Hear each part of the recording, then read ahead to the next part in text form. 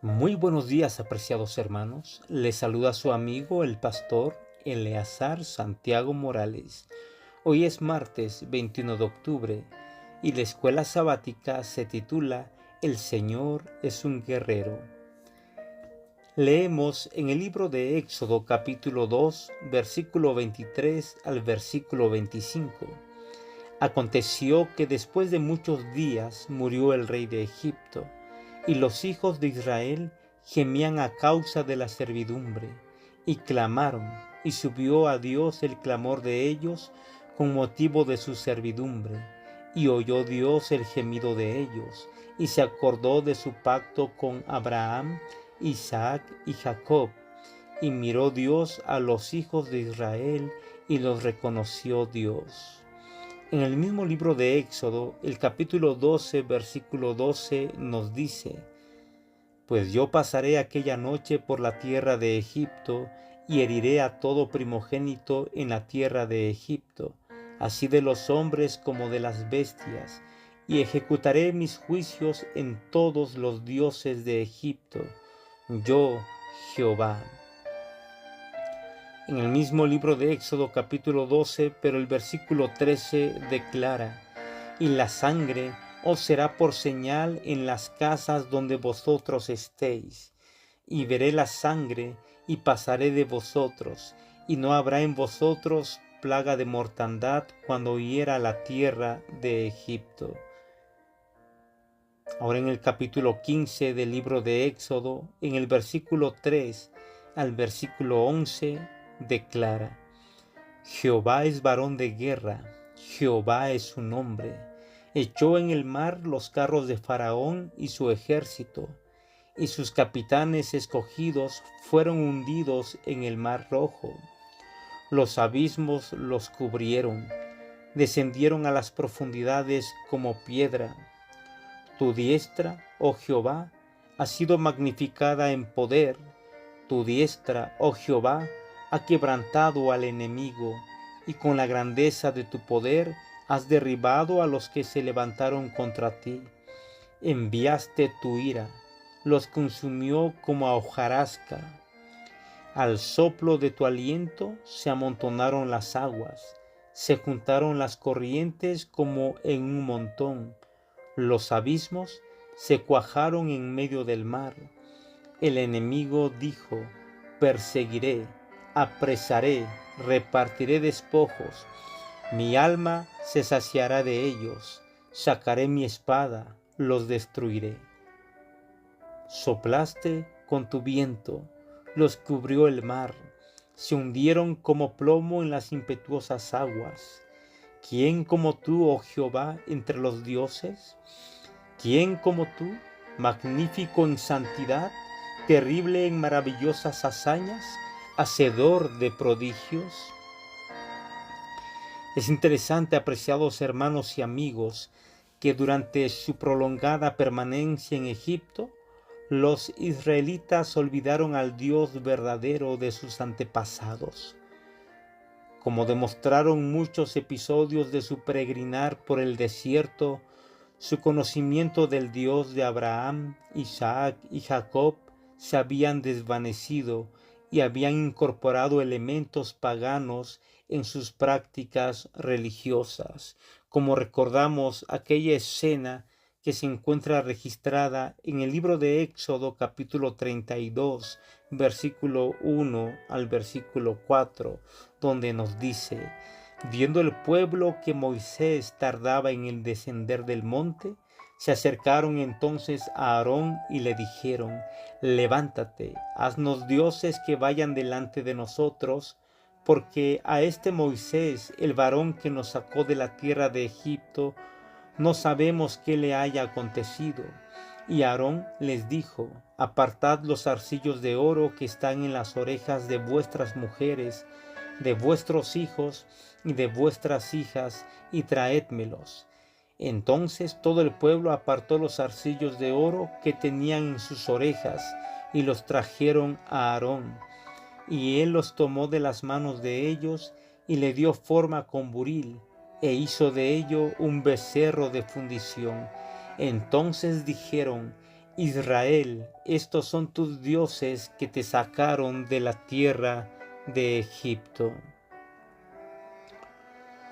Cuando el pueblo de Israel clamó al Señor bajo la opresión de los egipcios, el Señor intervino en su favor en el momento oportuno.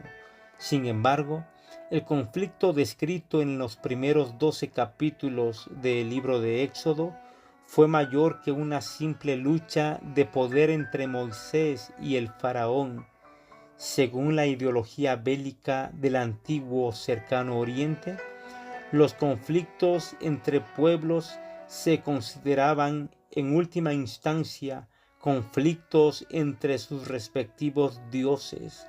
Es por eso que el Señor declara en Éxodo capítulo 12, versículo 12: Pues yo pasaré aquella noche por la tierra de Egipto y heriré a todo primogénito en la tierra de Egipto, así de los hombres como de las bestias, y ejecutaré mis juicios en todos los dioses de Egipto. Yo, Jehová.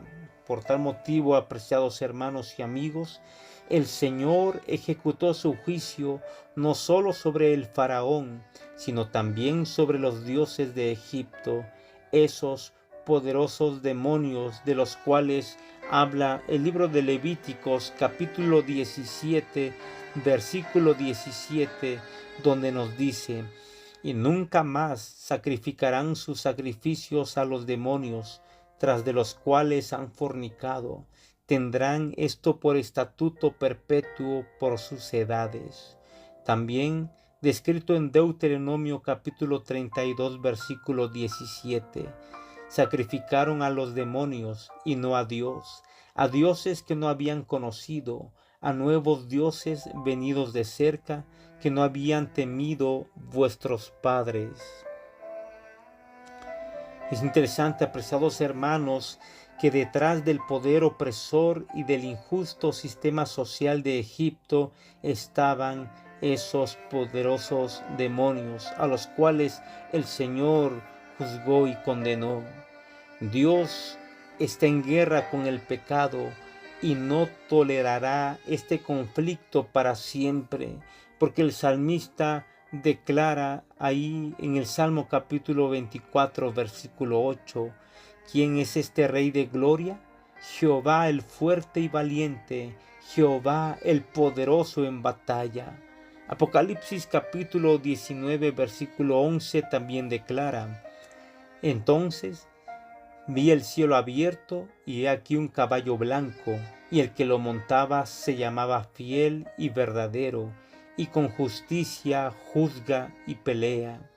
En el mismo libro de Apocalipsis, el capítulo 20, versículo 1 al versículo 4, nos dice: vi a un ángel que descendía del cielo con la llave del abismo y una gran cadena en la mano, y prendió al dragón, la serpiente antigua, que es el diablo y Satanás, y lo ató por 1000 años, y lo arrojó al abismo, y lo encerró, y puso sus sellos sobre él, para que no engañase más a las naciones, hasta que fuesen cumplidos 1000 años. Y después de esto, debe ser desatado por un poco de tiempo. Y vi tronos, y se sentaron sobre ellos los que recibieron facultad de juzgar, y vi las almas de los decapitados por causa del testimonio de Jesús y por la palabra de Dios, los que no habían adorado a la bestia ni a su imagen, y que no recibieron la marca en sus frentes ni en sus manos, y vivieron y reinaron con Cristo 1000 años. El versículo 14 nos dice: y la muerte y el Hades fueron lanzados al lago de fuego. Esta es la muerte segunda. Todos los ángeles caídos, así como los seres humanos que hayan elegido identificarse de manera definitiva con el pecado, serán destruidos, de acuerdo a los versículos que leímos. A la luz de esto, las batallas contra los habitantes de Canaán deben ser percibidas como una etapa previa de ese conflicto que alcanza su clímax en la cruz y su consumación en el juicio final, cuando la justicia y el carácter amoroso de Dios serán vindicados. La destrucción total de los cananeos debe ser comprendida a partir de la cosmovisión bíblica, en la que Dios se encuentra en un conflicto cósmico con los representantes del mal en el universo. En última instancia, lo que está en juego es la reputación y el carácter de Dios.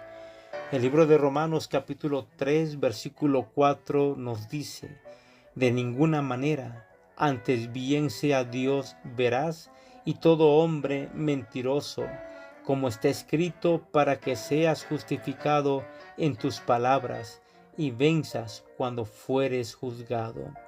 Apocalipsis capítulo 15 versículo 3 nos dice: y cantan el cántico de Moisés, siervo de Dios, y el cántico del Cordero, diciendo: grandes y maravillosas son tus obras, Señor Dios Todopoderoso, justos y verdaderos son tus caminos, Rey de los santos. Apreciados hermanos y amigos, desde que el pecado entró en la existencia humana, nadie puede permanecer en el terreno neutral. Solo es posible estar del lado de Dios o del lado del mal. En vista de este trasfondo, la erradicación de los cananeos debe ser vista como un anticipo del juicio final.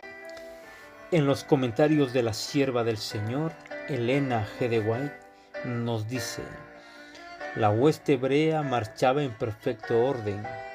Primero iba un grupo selecto de hombres armados, revestidos de sus atuendos militares, no para manifestar su pericia con las armas, sino para creer y obedecer las órdenes que se les diera. A continuación, seguían 7 sacerdotes con trompetas. Enseguida venía el arca de Jehová, de oro resplandeciente, con un halo de gloria que le envolvía, llevada por sacerdotes cubiertos de sus ricas vestimentas especiales que ponían de manifiesto su cargo sagrado. El vasto ejército de Israel seguía en perfecto orden, y cada tribu avanzaba bajo su respectivo estandarte, y así rodearon la ciudad con el arca de Dios. No se escuchaba ruido alguno, a no ser las pisadas de la poderosa hueste y el solemne sonido de las trompetas, cuyos ecos se extendían por las colinas y por toda la ciudad de Jericó. Con asombro y alarma, los vigías de la ciudad condenada observaban cada movimiento y lo comunicaban a los que ejercían autoridad. No podían decir qué significaba todo ese espectáculo. Algunos se burlaban de la idea de que la ciudad pudiera ser tomada de esa manera, pero otros estaban despavoridos al contemplar el esplendor del arca y el aspecto solemne y digno de los sacerdotes y del ejército de Israel que los seguía, con Josué al frente. Recordaban que 40 años antes el Mar Rojo se había partido en 2 ante ellos y que hacía poco se había abierto un camino para que pudieran cruzar el Jordán. Estaban demasiado aterrorizados para hacer bromas. Se esmeraban en mantener cerradas las puertas de la ciudad y poner a poderosos guerreros para que las guardaran. Durante 6 días los ejércitos de Israel dieron vueltas en torno de la ciudad. En el 7º día la rodearon 7 veces. A la gente se le ordenó, como siempre, que guardara silencio. Solamente debía oírse el sonido de las trompetas. El pueblo debía estar atento, y cuando las trompetas emitieran un sonido más prolongado, debían clamar a gran voz, porque Dios les había entregado la ciudad.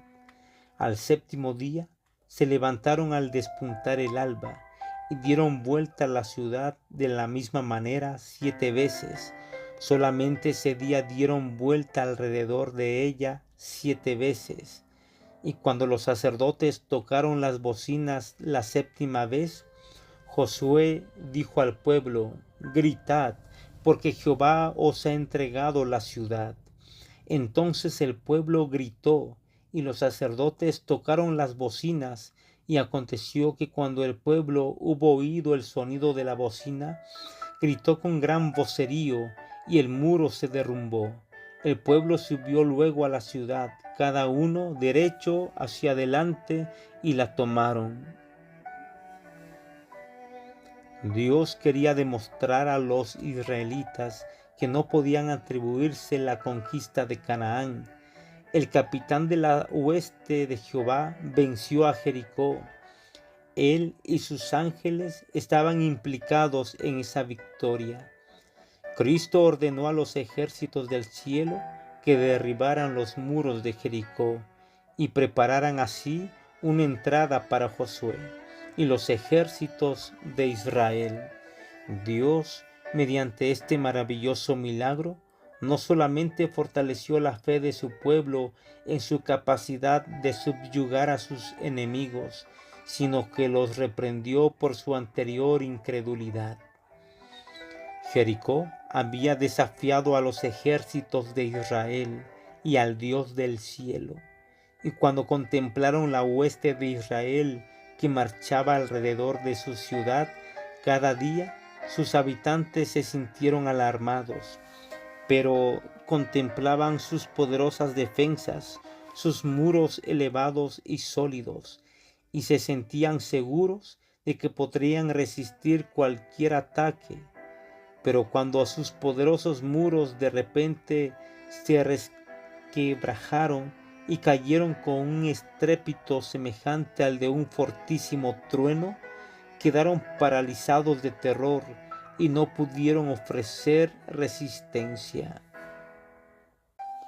No cabe duda, apreciados hermanos y amigos, que el Señor es un guerrero y Él pelea nuestras batallas. Solamente pide de nosotros que confiemos en Él y que podamos hacer su voluntad.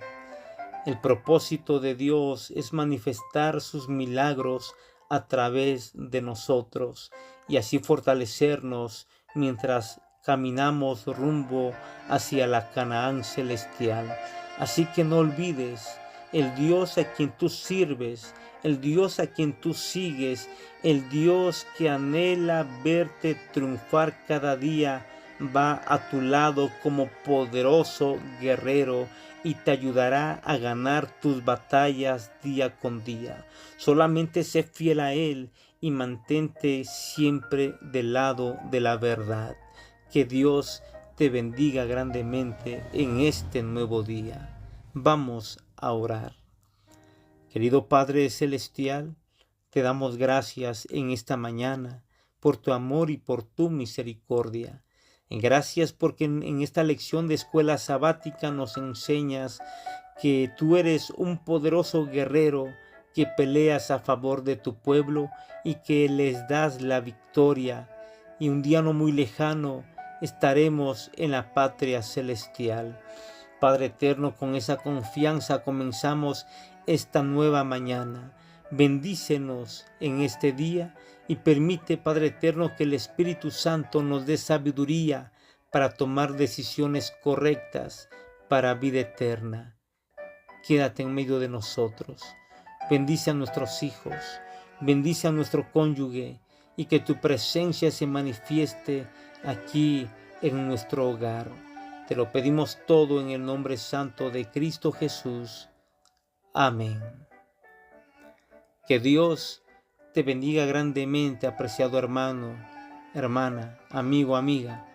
Recuerda siempre, no te canses de orar por tus hijos y por tu cónyuge, por tu familia. Dios te da la victoria en el nombre de Cristo Jesús. Que Dios te bendiga. Ese es mi deseo y es mi oración. Amén.